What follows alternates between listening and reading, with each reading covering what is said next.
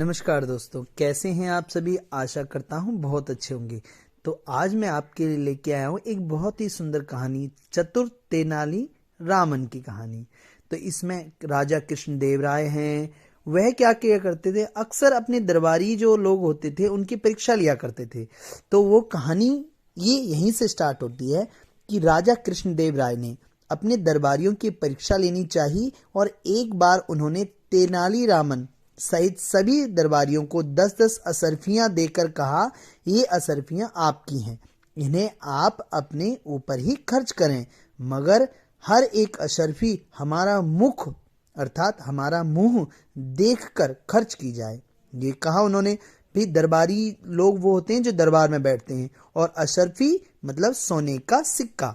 ठीक है, तो देखो आपके सामने ये है राजा कृष्णदेव राय और ये है तेनाली रामन जो येलो कलर की धोती पहने खड़ा है, और बाकी दरबारी व्हाइट कलर की धोती हैं। ये वाले ये देख लीजिए आप, ये देखिए ये बैठे हैं। और इधर अब आ जाते हैं, सभी को असरफियां दे रहा है राजा कृष्णदेव राय और सभी खुश हो रहे हैं लेकर उन असरफियों को दरबार में।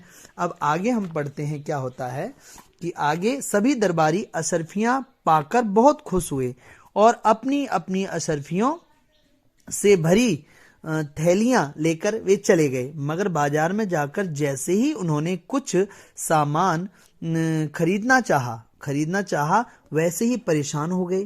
परेशानी यह थी कि अशरफी खर्च करने से पहले महाराज का मुंह कैसे देखें। सभी दरबारियों की यही स्थिति थी। वे बेहद परेशान हो उठे। जो काम जितना आसान था अब उतना ही टेढ़ा लग रहा था।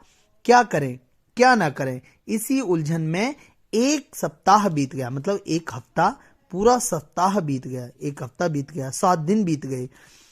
सभी दरबारी महाराज के पास पहुंचे। महाराज ने पूछा, किसने क्या क्या खरीदा। तो क्षमा करें महाराज, दरबारियों ने कहा, क्षमा करें महाराज, हम कुछ भी नहीं खरीद कर पाए। खरीदते ही भी कैसे, आपकी शर्त ही ऐसी थी। बाजार में हम आपके दर्शन कैसे करते, इसलिए कुछ भी नहीं खरीद सके, सभी दरबारियों ने कहा। तभी तेनाली रामन वहां पहुंचे और ऊपर से नीचे तक एकदम सजे धजे, नए कपड़े, नई पगड़ी, गले में मोतियों की माला, सब कुछ एकदम नया। राजा ने पूछा, तेनाली तुमने क्या खरीदा। प्रश्न क्वेश्चन मार्क है, देखो प्रश्न किया।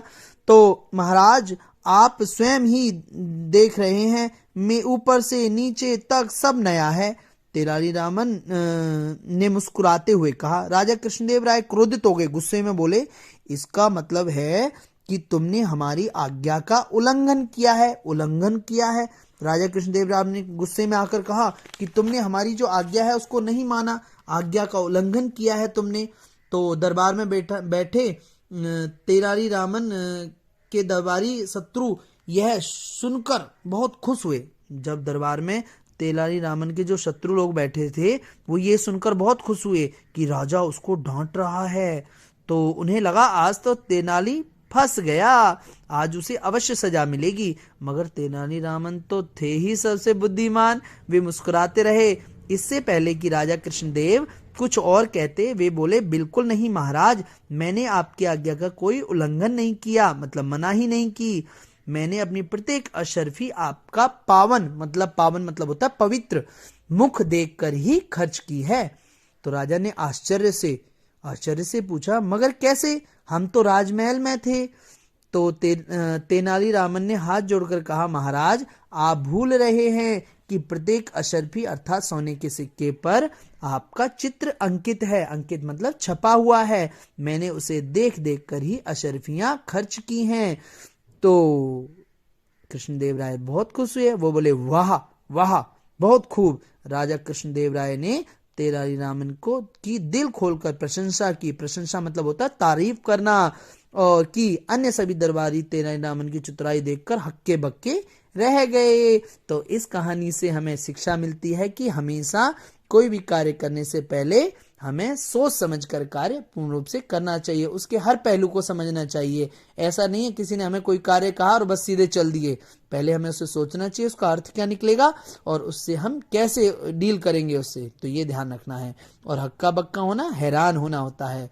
तो मुझे बताइए दोस्तों कि आपको ये स्टोरी कैसी लगी। अगर अच्छी लगी हो तो मेरे चैनल को सब्सक्राइब करें, वीडियो को लाइक करें और शेयर करें और कमेंट करना ना भूलें। धन्यवाद, बहुत बहुत धन्यवाद आपका।